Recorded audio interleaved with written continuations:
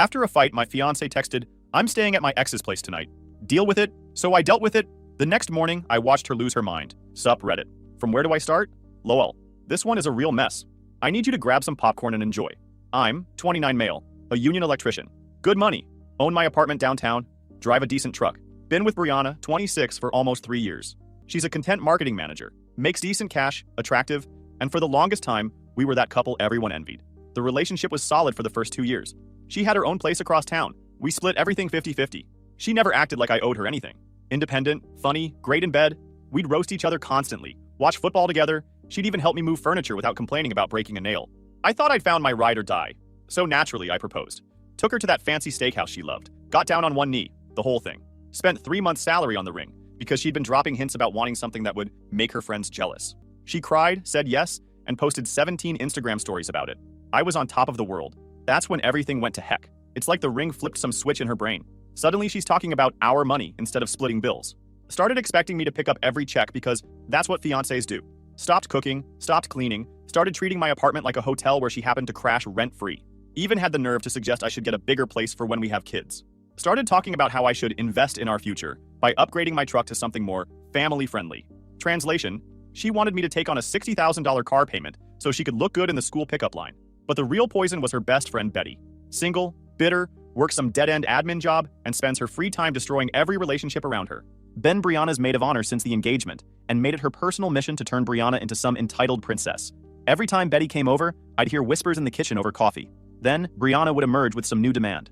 Betty says you should be paying for the entire wedding since you're the man. Betty thinks I deserve a bigger ring. Betty says I shouldn't have to work after we're married. Each conversation cost me more money and respect. The worst part, Betty would sit on my couch, drinking my soda, eating my food, and lecture me about how real men treat their women. This from someone who'd been single for 3 years and whose last boyfriend left her for her own cousin. I called it out directly. Told Brianna that Betty was toxic and trying to sabotage us because she couldn't stand seeing her friend happy. "You're being paranoid," Brianna said. "She just wants what's best for me." What's best for you is getting away from that bitter harpy before she ruins us. Betty overheard and smiled this fake sweet smile. I just think Brianna deserves someone who treats her like a queen. If that threatens you, maybe ask yourself why. I wanted to tell her exactly what I thought, but I kept my mouth shut. Should have trusted my gut and ended it then. Should have seen the red flags when Brianna started nodding along instead of defending me. The breaking point came 6 weeks ago. Brianna announces she wants to go on a girls' trip to Miami with Betty and some other friends. Week-long party fest, bottle service every night, staying at some fancy resort. 2 months before our wedding. "It's my bachelorette party," she says. "My last chance to be wild before I settle down." You're not settling down. You're getting married. To me, there's a difference. You know what I mean. Don't be so dramatic. No, I really don't know what you mean. Explain it. She got defensive. Said I was being controlling. That she deserved to have fun before real life started. Real life. Like our engagement was just some holding pattern before the prison sentence began. I told her absolutely not. Call me old school, but there's no way in heck my fiancé was going to party in Miami clubs while I paid for wedding deposits and vendor contracts. That's when Betty chimed in from the couch. "See, Bree? I told you he'd try to control you. This is just the beginning." The fight that followed was nuclear. Brianna screaming about trust and freedom. Me pointing out that wanting to party like you're single while wearing my ring isn't about trust, it's about respect. Betty sitting there stirring the pot with little comments designed to escalate everything. "Fine," Brianna finally screamed. "If you don't trust me, maybe we shouldn't get married." Maybe we shouldn't. She went dead silent, like she expected me to grovel and apologize. When I didn't, she grabbed her purse and stormed out. Didn't come home that night, or the next. I figured she was at Betty's place, waiting for me to come crawling back with an apology and permission for her little Miami mess. Instead, I went to work, hit the gym, ordered takeout, and slept like a baby. If she wanted to test me, she picked the wrong guy. 3 years as an electrician teaches you patience and problem solving. Wednesday night, I found out exactly where she'd been staying. Wednesday night, I'm on the couch watching the Celtics game and actually enjoying the peace and quiet. No Betty whispering poison in the kitchen. No passive-aggressive comments about how I never do anything romantic anymore. Just me, a soda, and basketball. Then my phone buzzes. Text from Brianna. "I'm at Dean's place tonight. Deal with it." Dean, her ex from college. The one she claims is just a friend, but gets weird whenever his name comes up. The one who randomly texts her whenever we have a fight. I'd met him once, typical finance bro type who still thinks he's in a fraternity. I stared at that message for a full minute. Read it 3 times to make sure I wasn't seeing things. My first instinct was to blow up her phone. Demand explanations. Drive over there and drag her butt home. That's what the old me would have done. That's what she expected me to do. Instead, I set the phone down and cracked another can. Took a long drink and really thought about what just happened. This woman, who's wearing my $8,000 ring, just announced she's spending the night at her ex-boyfriend's place and told me to deal with it. After letting her toxic friend spend months undermining our relationship, the disrespect was breathtaking. But it was also clarifying, like someone had just shown me exactly who they really were. I finished my drink, turned off the game, and got to work. See, here's something important about my apartment. It's mine. My name on the lease, my security deposit, my furniture, my everything. I pay $2,400 a month for a one-bedroom downtown because I can afford it, and I like living alone. Brianna moved in 8 months ago and contributed to groceries and utilities. That's it.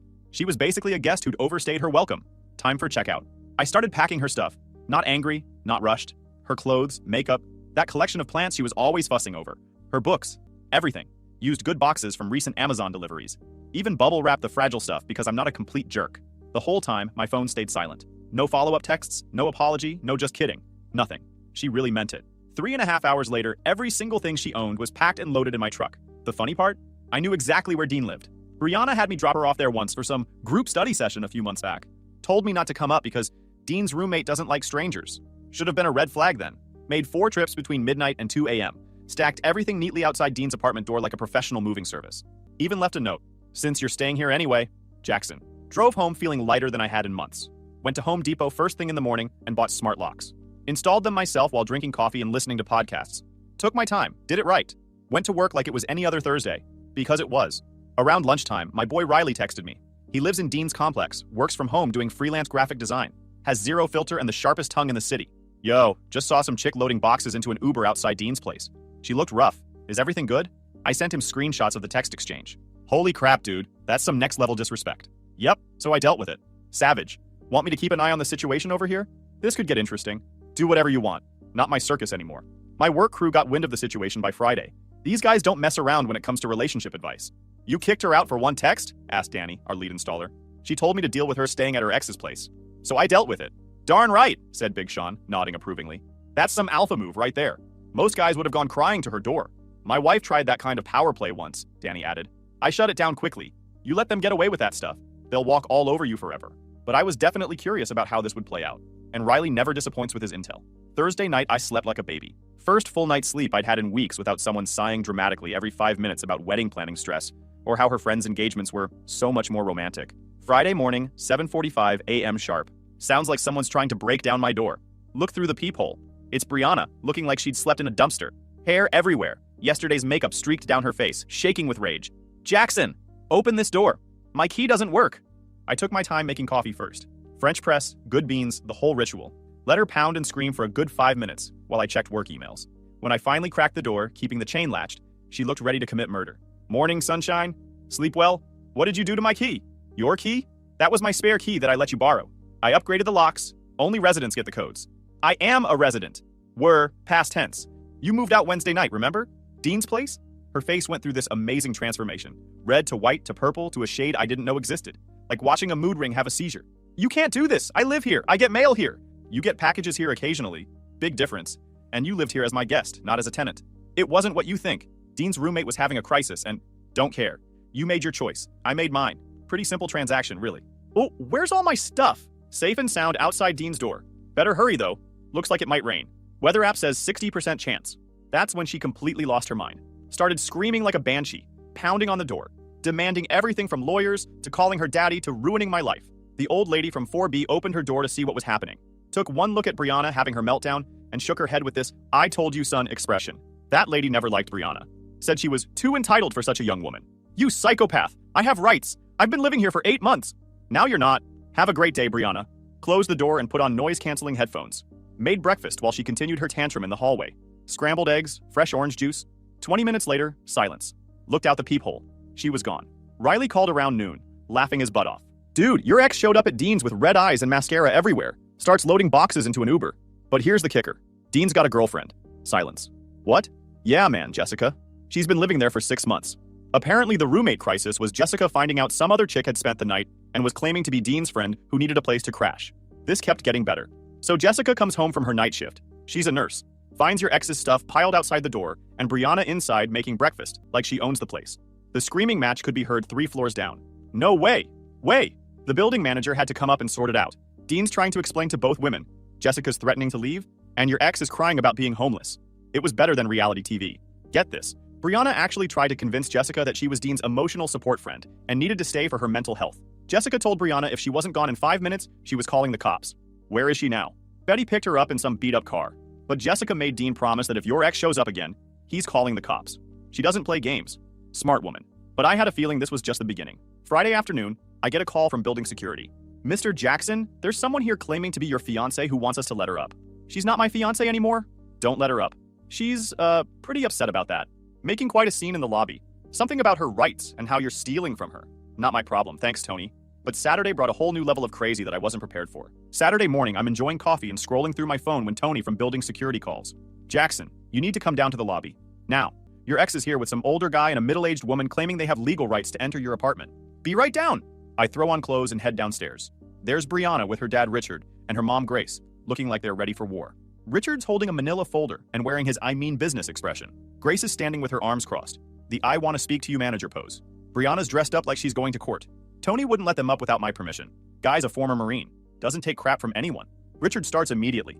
Jackson, what's this nonsense about making my daughter homeless? Morning, Richard. Grace. I nod to her. I didn't make anyone homeless. I ended our engagement after she chose to spend the night at her ex's place and told me to deal with it. Grace jumps in before Richard can respond.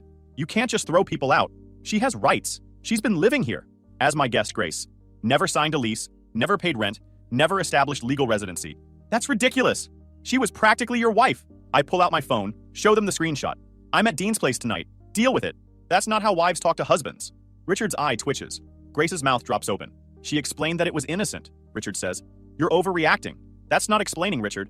That's a declaration of war. Grace tries the guilt angle. She made one mistake. One text. You're destroying her life over nothing. She destroyed her own life with that text. I just responded accordingly. Richard's folder comes out. We're prepared to file suit for illegal eviction and theft. Please do. I'd love to show a judge the text where your daughter announced she was staying elsewhere and the building's security footage of me peacefully moving her belongings. Also happy to provide documentation that she was never on any lease, never received mail here, and never established legal residency. The folder goes back down. Richard realizes they're screwed. That's when Brianna tries the manipulation route. Tears start flowing, voice gets all breathy and pathetic. Baby, please, this is crazy. I made one mistake, one text. We can fix this. We just did fix it. You're free to stay wherever you want, and I'm free from someone who thinks deal with it is appropriate communication with their fiancé. I didn't mean it like that. Right. Grace is getting red-faced. You're being cruel. She's devastated. Look at her. I looked at her, and she looked like a snotty raccoon having a meltdown. Too late. People make mistakes. Some mistakes have consequences, Grace. This is what consequences look like. Grace turns to Tony, our security guard. You heard him. He's being abusive. You need to let us up there. Tony, stone-faced.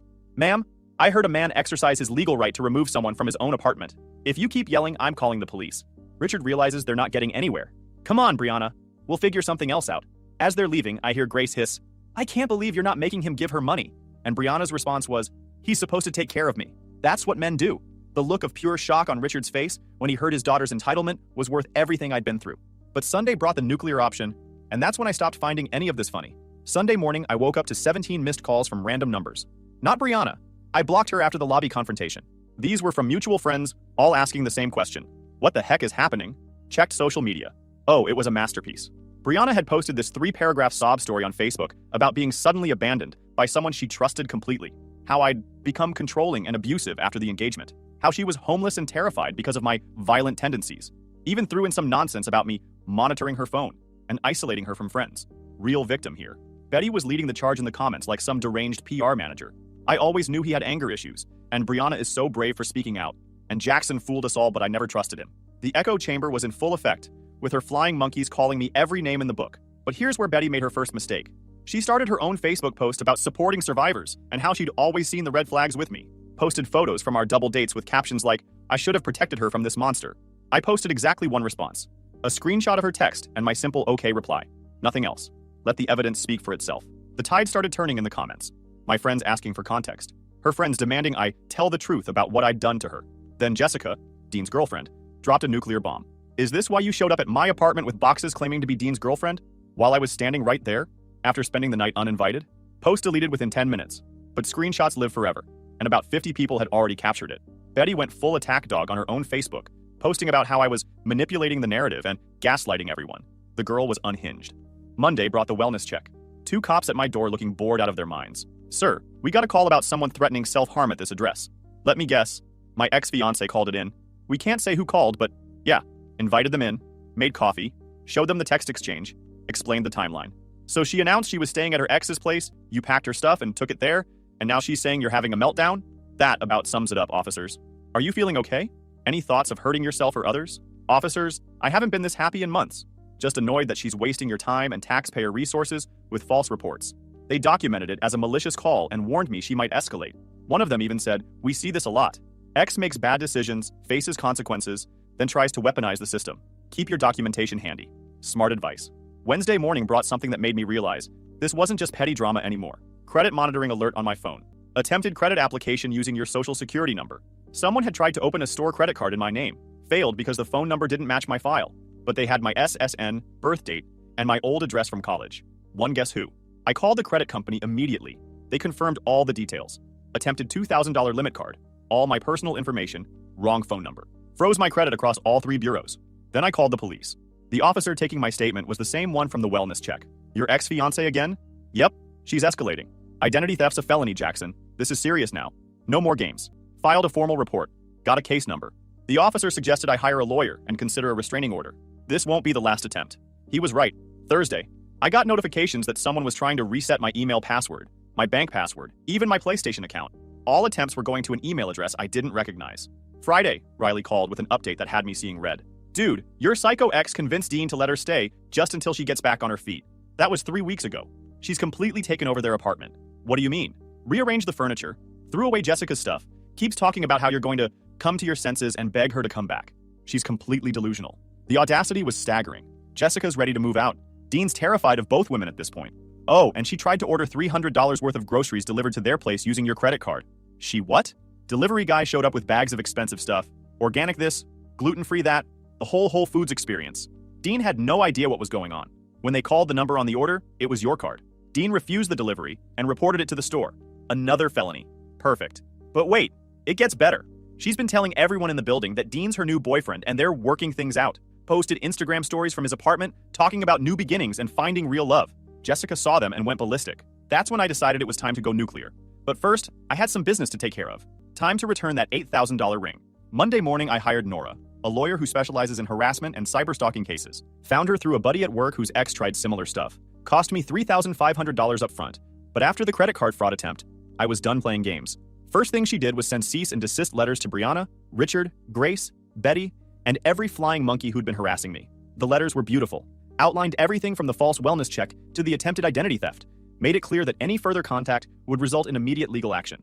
Most of Brianna's friends backed off immediately. Richard actually responded through his own lawyer with a formal apology, saying he was unaware of his daughter's escalating behavior and would ensure no further contact. Betty's response was priceless. This is harassment. Brianna's the victim here. Jackson is trying to silence us. Nora fired back with a 2-page letter explaining how criminal law works. Your client's friend has committed multiple felonies. Any further communication from you will be considered obstruction of justice and reported to the appropriate authorities. Radio silence after that. But before we move forward with prosecution, I had one more thing to handle. I asked her about the ring situation. In this state, if the engagement is broken by the recipient, the ring goes back to the giver. It's considered a conditional gift. Perfect. I still had the receipt, the appraisal, and the insurance documentation.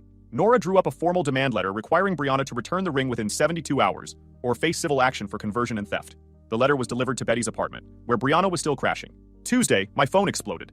Brianna had gotten a burner phone and was calling me from different numbers, screaming about how the ring was hers, and I had no right to take it back. You gave it to me! You can't just take it back because you're having a tantrum! Read the letter, Brianna! I'm not giving you anything. This ring is mine. I earned it. You earned it by telling me to deal with you staying at your ex's place? Interesting payment plan. That's when she really lost her mind. Started screaming about how she was going to destroy me, how she'd never give the ring back, how I was a psychopath for wanting it. See you in court then. Wednesday, Riley called with the play-by-play. Dude, your ex is having a complete meltdown over here. She's been screaming at Betty about the ring, crying, throwing things. Betty's getting sick of her nonsense. What do you mean? Apparently, Brianna's been treating Betty's place like a hotel, eating all her food, using her car without asking, bringing random dudes back for revenge hookups, leaving messes everywhere. Betty finally snapped and told her to grow up and handle her problems like an adult. Oh no, the sisterhood was cracking. Brianna started crying about how Betty was supposed to support her and be on her side. Betty told her that supporting someone doesn't mean enabling their delusions. They had a huge fight. Brianna stormed out and Betty changed her locks. Where's she staying now? Back with mommy and daddy. But here's the thing. Grace has been calling Betty, screaming about how she abandoned Brianna and ruined her life. Betty posted on Facebook telling Grace to control her psycho daughter before she ends up in jail. The house of cards was collapsing. Thursday brought news that made my day. The DA's office is moving forward with prosecution, Nora said. Multiple counts of identity theft, attempted fraud, filing false reports, and cyberstalking. They want her arrested. When? Tomorrow morning. And Jackson? She still hasn't returned the ring. That's another felony. Theft of property over $5,000. Christmas came early this year. But Friday brought something that made me realize this wasn't over yet. Friday morning, I'm having coffee when Nora calls. She's been arrested, multiple felony charges plus the ring theft. But Jackson, there's a problem. What? She claims the ring is lost, says she can't remember where she put it. Either she's lying or she sold it. Great. My investigator is checking local pawn shops and jewelry stores. If she sold it, that's another felony. Saturday, Riley called me laughing hard. Dude, you're not going to believe this. LMAO. 2 cop cars just pulled up to Betty's apartment complex. Your ex got arrested while she was there begging Betty to take her back. You can't be serious. She's screaming about how this is all your fault. Betty's standing in the doorway telling the cops she doesn't know her. Half the complex is outside watching the show. The mental image was perfect. They just put her in the car. She's still screaming. This is better than Netflix. Oh, and Grace showed up right as they were driving away. Started yelling at Betty about how this is her fault for abandoning Brianna. Betty told her to buzz off and slam the door. 2 hours later, she's been arrested and charged. Bail hearing is Monday, but with multiple felony counts and a pattern of escalating behavior, she'll likely be held until trial. And with her record, she could be looking at 3 to 5 years if convicted on all counts. The identity theft alone carries mandatory minimums in this state. The next day, word was already spreading through our mutual friend group. My buddy Chris called laughing. Dude, half the people at my bachelor party heard about Brianna getting arrested. Tommy said his girlfriend saw the mugshot on Facebook. Betty posted it with some sob story about the justice system failing women. Betty posted her mugshot? Yeah, but it backfired. Everyone's commenting about how crazy Brianna looks and asking what she actually did. Betty's trying to control the narrative, but people are Googling the charges. Identity theft, fraud, stalking. It's all public record now. Monday's bail hearing was a mess. Brianna showed up looking like she'd been living rough. Unwashed hair, wrinkled clothes, bags under her eyes. Her public defender argued for release on recognizance, claiming she was a young woman dealing with emotional trauma from an abusive relationship. Right. Young woman. The prosecutor laid out the timeline of escalating criminal behavior. False reports, identity theft, attempted fraud, harassment despite cease and desist orders, attempted employment sabotage, and theft of an $8,000 engagement ring. The judge looked at the evidence for about 30 seconds. Bail set at $50,000. Defendant is ordered to have no contact with the victim and to surrender her passport. Richard had to mortgage his house to get her out. I almost felt bad for the guy. Grace was in the courtroom, making snide comments loud enough for everyone to hear about how I was destroying an innocent girl's life. The bailiff had to tell her to be quiet twice. The restraining order hearing was even better. Brianna's lawyer tried the woman-scorned angle, claiming she was emotionally devastated and not thinking clearly. The judge wasn't buying it. 5-year restraining order granted. Any contact whatsoever results in immediate arrest and jail time. But here's the kicker. Word travels fast in the content marketing world. Getting arrested for cybercrimes when your job requires digital trust? That's career ending. She was fired before she even made bail. And with her criminal charges pending, she's basically blacklisted from the entire industry. No one's hiring someone facing felony cyberstalking charges. 3 months later, she'd moved back in with her parents in Ohio. At 26, living in her childhood bedroom, unemployed, facing felony charges, and still no ring. Nora's investigator found it at a pawn shop downtown. Brianna had sold it for $2,000 2 days after I kicked her out. We got it back, and now she's facing an additional charge for selling stolen property. Richard sent one final message through lawyers. A check for $6,200 to cover all the fraudulent charges and my legal fees. Included a note. I'm ashamed of my daughter's behavior and want to make this right. I kept the money. Richard was a decent guy who got stuck with a nightmare daughter and a wife who enabled her every tantrum. The trial was scheduled for 6 months out, but Brianna's lawyer pushed for a plea deal. 2 years probation, full restitution, mandatory anger management counseling, and the restraining order stays in effect. She took it rather than risk 5 years in prison. I thought that was the end of it. I was wrong. 3 months into her probation, I started dating Leah, a veterinarian who owns her own practice. Smart, pays her own bills, and has never once told me to deal with anything. That's when Brianna's stalking and harassment kicked into high gear again. 6 months later, I'm doing great. Still in my apartment, picked up some overtime shifts that bumped my pay grade, and Leah and I are solid. The Brianna nightmare felt like ancient history until she found out about Leah through social media. Then the harassment started all over again. She created fake Instagram accounts to stalk Leah's veterinary practice page, leaving 1-star reviews claiming Leah was unprofessional and stole someone's fiancé. Leah handled it like a champ, screenshotted everything, reported it to the platforms, and told me she wasn't going to let some pathetic ex control our relationship. But Brianna wasn't done. She started showing up at Leah's clinic, claiming she needed to discuss something important with her. Leah's receptionist recognized her from the photos I'd shown and called security every time. Then this happened. The breaking point came at our mutual friend Chris's wedding. I almost didn't go because there was a chance she might show up, but Leah convinced me we shouldn't let my psycho ex control our social life. Besides, she said, isn't she supposed to be on probation and banned from contacting you? Riley met us there. He'd been looking forward to this wedding for weeks, partly because he's friends with Chris, but mostly because he'd been hoping for exactly what ended up happening. The ceremony went fine. Cocktail hour was great.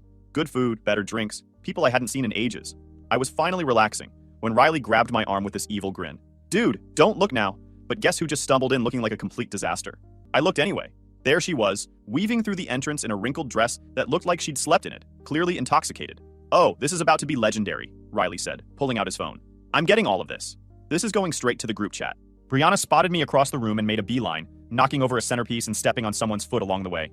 Jackson! She slurred loud enough for the entire reception to hear. There you are! I knew you'd be here! Conversations died, heads turned, phones came out. The DJ actually turned the music down. Leave. There's a restraining order and you're violating your probation. Screw your restraining order. I came here to talk to you, to make you understand.